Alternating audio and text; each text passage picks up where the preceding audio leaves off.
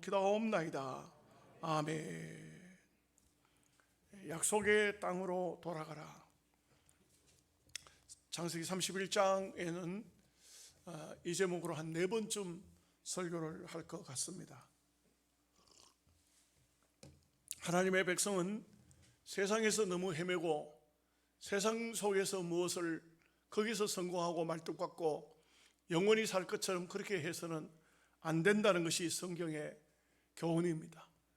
우리가 하나님의 사람이라면 마땅히 약속의 땅을 바라보고 또 약속의 땅을 흠모하고 언제나 이 땅에 사는 삶은 단촐하게 그렇게 복잡하게 살지 말고 좀 믿음의 세계, 하나님의 나라를 바라보면서 초점을 그곳에다가 맞추고 살아야 됩니다. 어느 날 어느 순간인가 하나님이 부르실 때 그야말로 그냥 툭툭 털고 일어나면 아무 끊을 길도 없고 걸릴 것도 없고 잡힐 것도 없고 아무 하나님 앞에 뭔가 계산할 것도 없는 다 정리가 된 그런 상태로 하나님 앞에 가야 합니다. 우리가 성경을 보면은 가끔씩 믿음의 사람들도 세상 땅으로 내려갑니다. 애굽으로도 가고 또 그랄 지방으로도 내려가고 모압으로도 가고 이런 얘기들이 나옵니다. 근데 거기에서 성공한 사람은 없습니다. 여러분, 아브라함도 갔지만 성공한 건 아니에요. 창피만 당했습니다. 아내를 누이라고 했다가 이삭도 마찬가지입니다. 이삭도 역시 세상으로 갔다가 실패했습니다. 다윗은 어땠을까요? 죽을 뻔했습니다. 블레셋 왕이 다윗을 보고 신하들도 하는 말이 저 사람이 바로 골리앗을 죽인 사람입니다. 죽여버립시다. 다윗이 들으니까 너무 기가 막혔습니다. 이거 잡히면 죽는구나. 그러니까 바로 다윗의 전 생애에 정말 기가 막힌 행동을 합니다. 미친 사람처럼 침을 흘리고 덩어리를 대문 문짝에다가 걸적거리면서 그 위기를 피해내기 위해서 그런 행동을 했던 것을 볼 수가 있습니다. 얼마나 창피한 일이겠습니까? 얼마나 쓸데없는 짓을 했습니까? 세상으로 나갔다가는 다 이렇게 어떤 사람도 성공하지를 못했습니다. 하나님께서 약속의 땅으로 돌아가라 이렇게 말씀하시는 것은 하나님의 은혜고 긍휼입니다. 아직도 저 세상에 헤매고 있는 사람들이 얼마나 많습니까? 참 많이 있죠.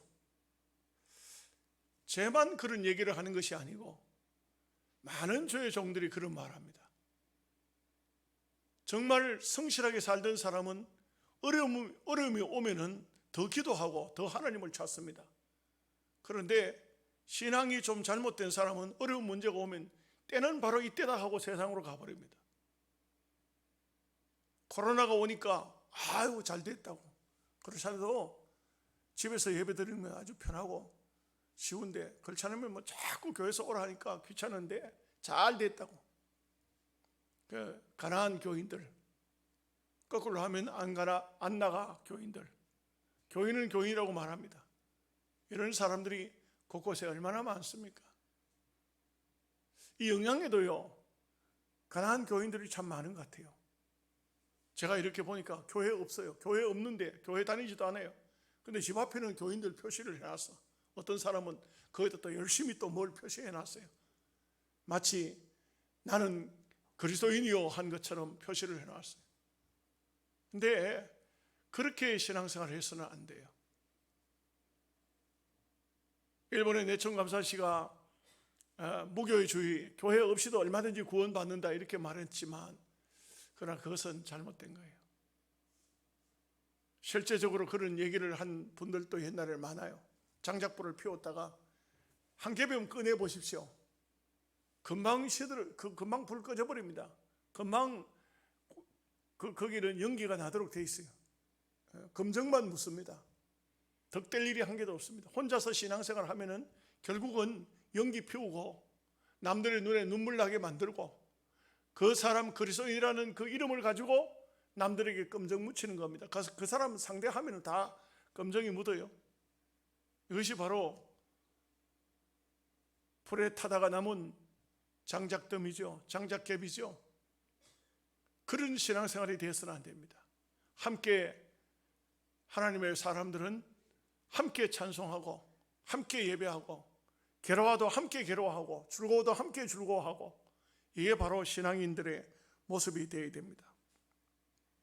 그 예수 믿다가 엉뚱한 생각 하시면 안 됩니다. 그러면 결국은 아주 고통스러운 아픔을 만나도록 돼 있어요. 왜 만나느냐? 그걸 만나지 않으면은, 그런 실패를 만나지 않으면은 가나안 땅으로 돌아가기가 어려워요. 약속의 땅으로 가기가 어렵습니다.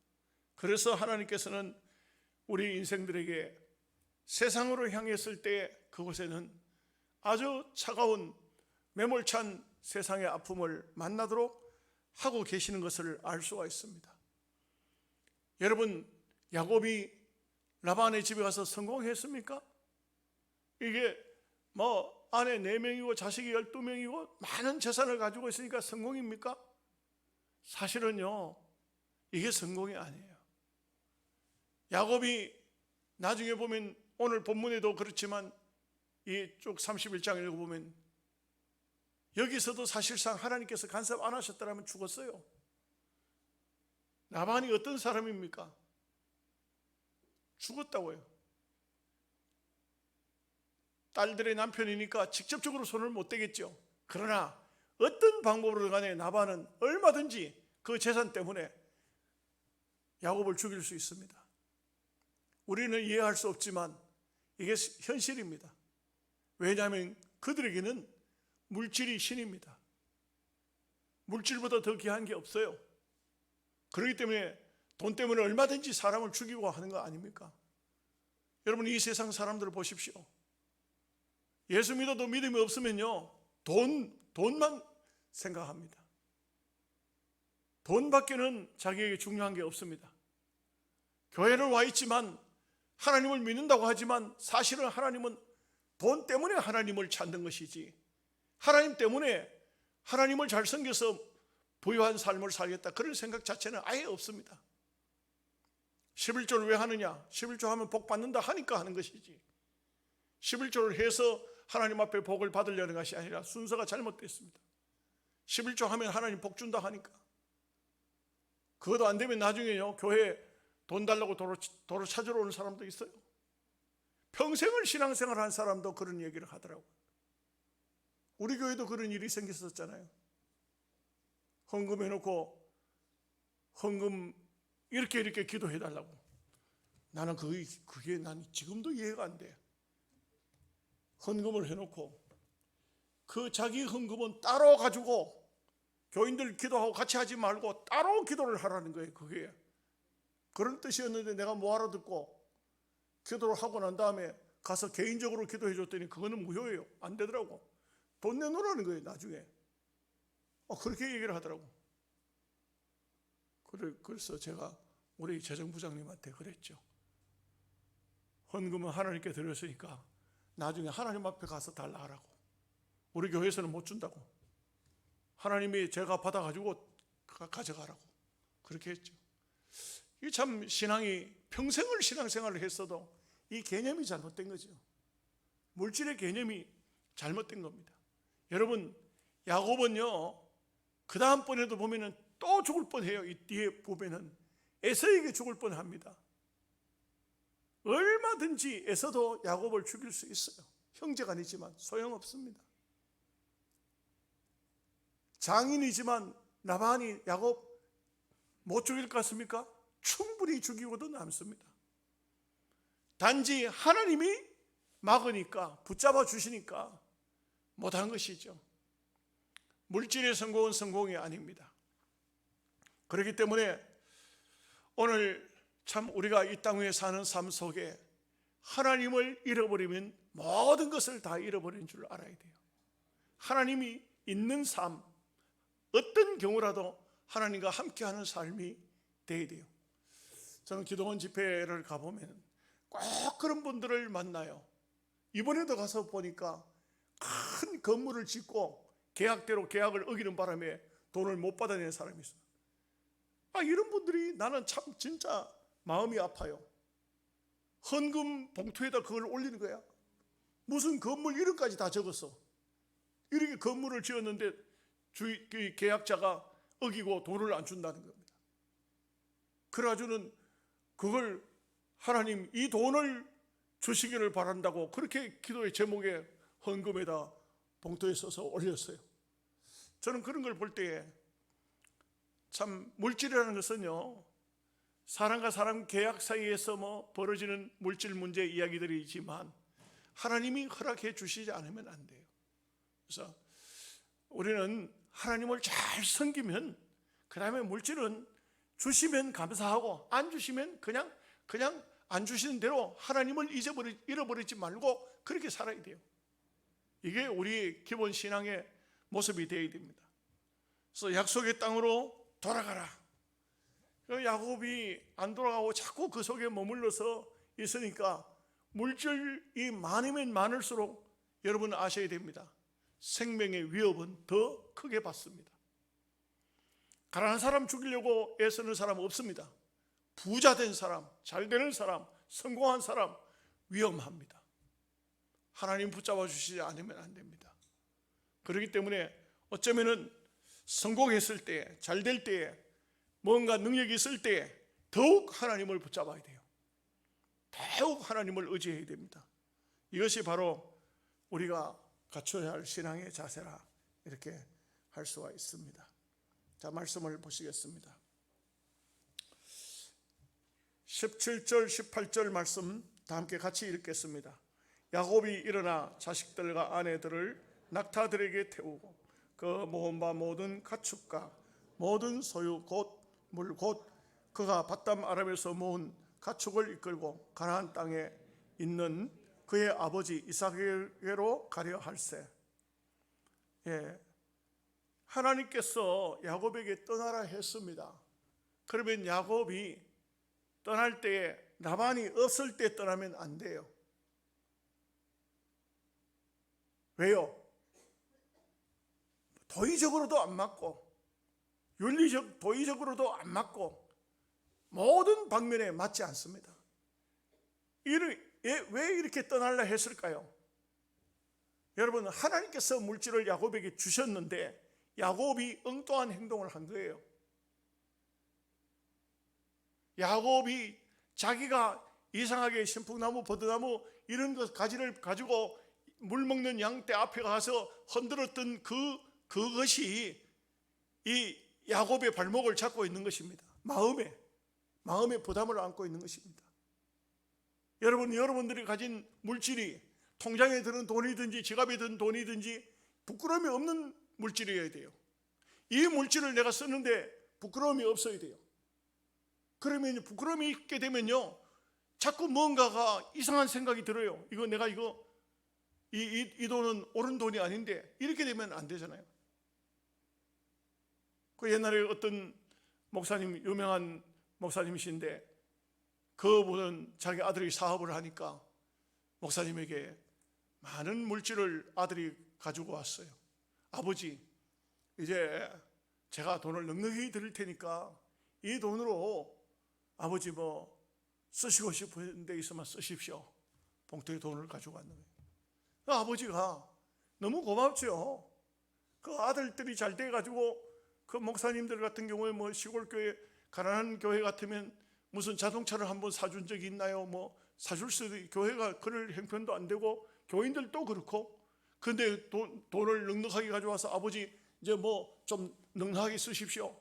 사시고 싶은 것을 사시고, 그러면 얼마나 좋겠어요, 그 돈이. 그런데 그 아버지가 그 아들에게 물어보는 거예요. 아들아, 이 돈은 깨끗한 돈이냐?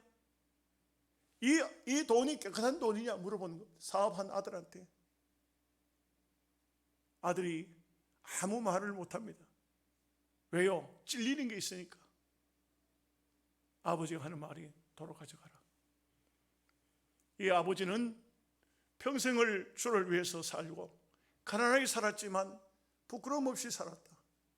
나는 내가 어떤 돈을 쓰든지 어떤 물질을 쓰든 간에 깨끗한 것만 써야 되는 것이 주의 종의 모습이다. 아들아, 이 돈 도로 가져가라. 돌려보냈다는 거예요. 그 아들의 마음이 어떻겠어요? 굉장히 짠했겠죠. 근데 그 세월이 흐르고 시간이 지나서 그 아들이 다시 돈을 가지고 왔어요. 아버지, 이제는 아버지가 묻는 게 아니고 아들이 말하는 겁니다. 아버지, 이 돈은 제 양심상 깨끗한 돈입니다. 아버지 받으십시오. 그 아버지가 얼마나 기쁘겠어요. 얼마나 감사하겠어요. 마음껏 축복하고 아버지가 그 돈을 쓰는 거죠. 여러분, 우리가요, 여러분의 통장에 들어있는 돈이든지 여러분이 재산이든지 여러분이 심지어 지갑에 가지고 있는 작은 돈일지라도 부끄러움이 없는 돈이 되어야 돼요. 하나님의 돈과 내 돈을 구분할 줄 알아야 돼요. 하나님의 물질과 내 것을 구분하지 못하면 안 돼요. 저도 저의 통장에는 하나님 것과 제 것이 따로 통장에 구분이 돼서 들어있어요. 네. 어떤 돈은 하나님이 원하시면 얼마든지 써도 아깝지 않은, 이건 아예 구분을 해놨기 때문에, 이건 하나님의 것이기 때문에. 그렇다고 해서 교회에서 받는 녹봉의 11조는 교회에다 드리지만 그 외에 또 다른 돈이 있으면 그거는 따로 보관하고 있어요. 이거는 언제든지 누구를 위해서든지 필요한 대로 쓸 수가 있어요. 그러면요, 전혀 물질에 대한 아까운 마음 자체가 없어요. 구분을 딱 하면, 내 것과 구제금을 딱 구분을 하면은요, 아까운 것이 없어요. 우리가 물질 개념을 확실하게 가지면은, 그러면요, 실수하지 않습니다. 야곱이 왜 이렇게 실수를 하느냐? 오늘 이 모습은 분명히 옳은 모습이 아니에요. 당당히 라반을 향해서 하나님께서 내게 계시를 주시기를 약속의 땅으로 아버지 집으로 돌아가라고 합니다. 가겠습니다. 이랬을 때 라반이 어떻게 야곱을 막을 수가 있을까? 무슨 핑계로 막을 수가 있을까? 막으면 그때는 하나님이 책임지시는 거죠. 야곱이 도망가 버리는 바람에 하나님도 힘들었어요. 라반에게 계시를 주어야 되니까 이게 이런 문제가 생겨지는 것입니다. 19절 20절 말씀 다 같이 보겠습니다. 19절 20절 맞죠? 그때에 라반이 양털을 깎으러 갔으므로 라헬은 그의 아버지의 드라빔을 도둑질하고 야곱은 그 거처를 아람 사람 라반에게 말하지 아니하고 가만히 떠났더라. 해필이면 또 엎친데 덮친다 이런 말이 있죠. 야곱이 이런 마음 자세로 하니까 라헬도 아버지의 드라빔을 훔쳤다, 도둑질했다 이거죠. 참 희한하잖아요. 예수님을 믿는 사람이 안 믿는 사람들의 어떤 모습이 좋아 보이면요, 이거는 타락된 거예요. 안 믿는 사람들이 멋있어 보이면 그건 타락된 겁니다. 여러분, 우리는 분명히 구분을 할 줄 알아야 돼요. 주님께서는 뭐라고 했습니까? 너희는 양이라 그랬어요. 양이 뭐죠? 양은요, 목자 없이 못 살아요. 양은요, 어떤 경우라도 풀만 먹고 살아요. 여러분, 그 소고기 파동이 일어났을 때 소가 그 소고기를 먹으면, LA 고기 먹으면 이게 막 내가 빵꾸가 난다, 막 이런 말로 해가지고 현혹시켜가지고 저 강화문에다 막 데모 사건이 벌어지고 난리가 났었잖아요. 왜 그 실제로 뭡니까, 소가, 영국의 소나 미국의 소가 막 이렇게 내가 빵꾸 난 소가 있어서, 미친 강우병에 걸린 소들이 있어서, 그게 뭐냐면 소가 사료 속에 육류가 포함이 돼서 그렇다. 소가 풀을 먹어야 되는데 고기를 먹어버렸다 이 말이에요. 그건 안 되는 거예요. 돼지는 뭐 아무거나 닥친 대로 먹지만 소는 그렇지 않아요. 그와 같이 소보다도 더 초식 동물이 양이죠. 양. 어쩌면은 염소를 마구잡이를 막 뜯어 먹어요. 염소는요, 막 비닐까지 막 뜯어 먹어버려요. 그렇지만 양은 그렇지를 못해요.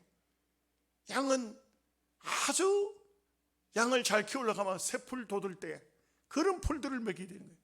깨끗한 풀을 먹고 물을 시냇가에 가서 물을 먹고 물이 막 급하게 흐르는데도 먹으면 안 돼요. 그러면요 새끼 뵌 양들이 새끼가 떨어진다 그래요. 그러니까 목자가 양을 물을 때 잔잔한 시냇가로 푸른 풀밭으로 이렇게 이제 우리가 성경을 읽고 있지 않습니까? 다윗이 목동 출신이니까.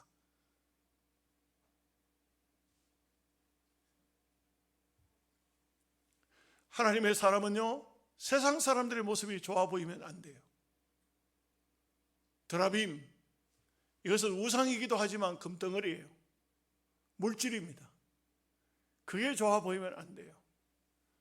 예수 믿는 성도는요 물질이 탐이 나가지고 주일도 성수할 줄 모르고 돈을 벌어도 11조도 할 줄 모르고 이렇게 하는 것은 이것은 양의 모습이 아니에요. 순수한 양이 아직 덜 된 거예요. 정말 양이 되면은 그러면 이런 행동은 하지를 않아요. 그 야곱도 마음 자세가 조금 아직도 잘못됐지만 그 라헬도 이런 마음을 가지고 있었다. 드라빔을 훔치는 이런 모습이었다 이거죠. 자, 21절에서 22절 말씀 보겠습니다. 그가 그의 모든 소유를 끌고 강을 건너 길라산을 향하여 도망한 지 3일 만에 야곱이 도망한 것이 라반에게 들린지라. 아주 야곱은 아주 깨가 많은 사람이라요. 이 자기 장인 외삼촌 라반이 어느 지역에 양털을 깎고 있는지 지금 한창 정신 없을 때입니다. 그때를 틈을 타서 자기의 소유를 이끌고 도망을 간 것이죠. 그러나 사실 이 양떼를 몰고 그렇게 3일 길을 갔지만 라반이 말을 타고 자기 자식들과 형제들과 야곱을 쫓아올 때는 금방 따라잡아요. 일주일 만에 결국 따라잡혀 3일 동안 먼저 도망갔지만 계속 그냥 양떼가 없이 막 야곱도 말 타고 도망갔을 것 같으면 금방 갔겠지만 그러나 그렇지를 못했어요. 이것이 다음에 보면은 바로 따라잡혀서 잡히는 이런 모습을 볼 수가 있죠. 23절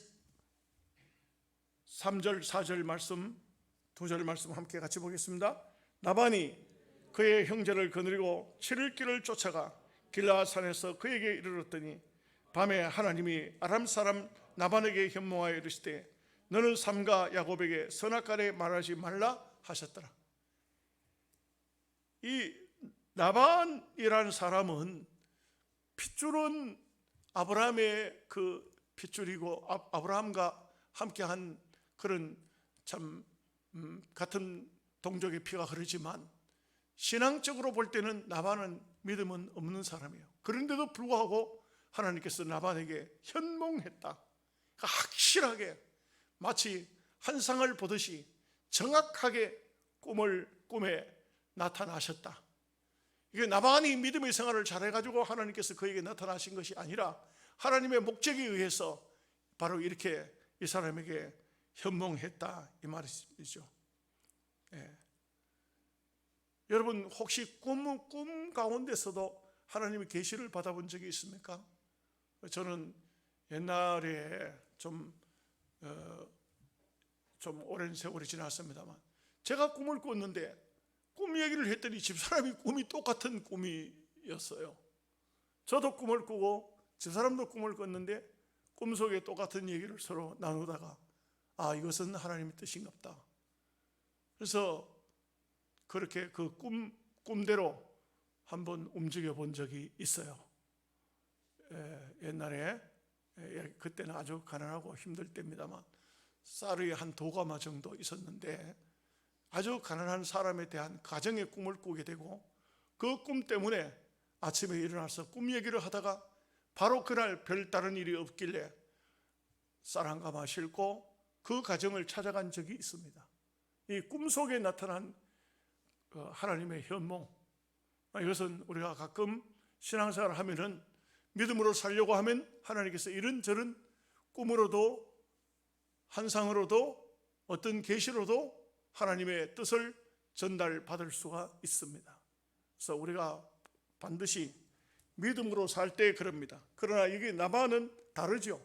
야곱을 보호하기 위해서 나반에게 이 꿈이 나타난 겁니다. 만약에 야곱이 꿈을 꾸고 나반이 왔을 때 하나님께서 나를 건드리지 말라 했어요. 그러면 나는 그거 모르는 일인데 이렇게 할 수 있지만, 나반에게 하나님께서 꿈에 현몽하셔서 야곱의 선악간에 잘되고 잘못되고 그 계산하지 말고 건드리지 말라, 말하지 말라, 하나님께서 아주 엄히 말씀하셨어요. 성경을 통해 보면 이삭 때에도 그 블레셋 임금의 때, 아브라함 때도 바로 임금에게 이런 하나님의 현몽이 꿈의 계시로 나타난 것을 볼 수가 있죠. 이런 면에서 보면 오늘날은 계시가 완성이 됐고 이런 일들이 잘 없습니다만, 옛날 하나님께서는 계시의 완성이 되지 않았을 때는 꿈속에 현몽을 많이 하셨다는 것을 알 수가 있습니다. 선악간에 말하지 말라. 야곱도 나반도 얼마든지 할 수가 있었지만 그렇게 하지를 못하게 했습니다. 자, 25절 26절 말씀을 같이 보겠습니다. 라반이 야곱을 뒤쫓아 이르렀으니 야곱이 그 산에 장막을 친지라. 라반이 그 형제와 더불어 길앗 산에 장막을 치고 라반이 야곱에게 이르되 내가 나를 속이고 내 딸들을 칼에 사로잡힌 자 같이 끌고 갔으니 어찌 이같이 하였느냐. 이게 참, 라반이 야곱이 도망을 갔기 때문에 따라잡아가주는 이 라반이 야곱을 향해서 큰 소리를 치는 겁니다. 야곱이 이렇게 라반에게 당할 이유가 한 개도 없죠. 뭐가 부족했습니까? 뭘 잘못했습니까? 사실 드라빔을 훔친 줄은 야곱도 몰랐고 그건 라헬이 한 짓이고, 야곱은 의당히 품값을 받아 챙긴 것이고, 이 뒤편에 보면 이제 드디어 야곱이 이제 막 자기 장인 외삼촌 나반에게 제대로 된 한마디 합니다. 다음 시간에 보면은. 그렇지만 야곱이 도망갈 이유가 한 개도 없습니다. 당당하게 해야 됩니다. 성도는요, 비굴할 이유가 한 개도 없어요. 세상에 뭐 때문에 비굴합니까? 비굴할 이유가 한 개도 없습니다. 당당해야 됩니다. 믿음의 사람은요, 당당해야 돼요. 제가 우리 교회에서도 몇 번 이야기를 한 적이 있지만, 옛날 우리 아이들이 초등학교 다닐 때 그 국민학교를 하죠. 그때 당시 다닐 때 학부형들한테 통지서가 오기를 테니스장을 만들었으니까 개장하는데 오라는 초청장이 왔어요. 가서 보니까 돼지대가리 놓고 고사 지내려고 하고 있는 거예요. 제가 가서 그때 전도사 때지만 교장 선생님, 간선 시대입니다. 교장 선생님 보고, 교장 선생님, 우리 학부형들 불러놓고 지금 뭐 하는 것이냐? 이게 뭐 하는 짓이냐? 특히 또 나는 전도사인데 내한테 왜 그럼 이런 초청장을 보내지 말아야 되지?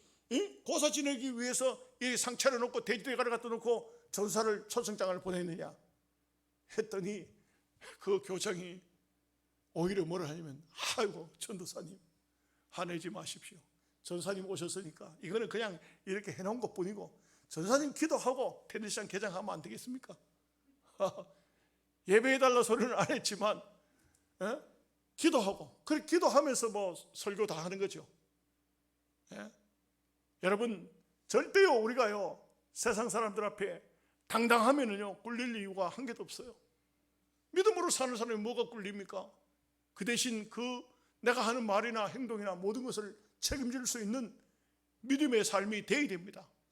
잘못해놓고 큰 소리 치면 그거는 도리어 문제가 생기지만, 그렇지 않는다면 절대 비굴할 이유가 한 개도 없습니다. 당당해야 됩니다. 하나님의 사람은요 숨기는 것이 있고 거짓된 것이 있으면 안 됩니다. 그거는 훗날 가면 다 드러나도록 되어 있습니다. 당당하게 올바르게 그렇게 해야 합니다. 27절에서 28절 말씀 보겠습니다.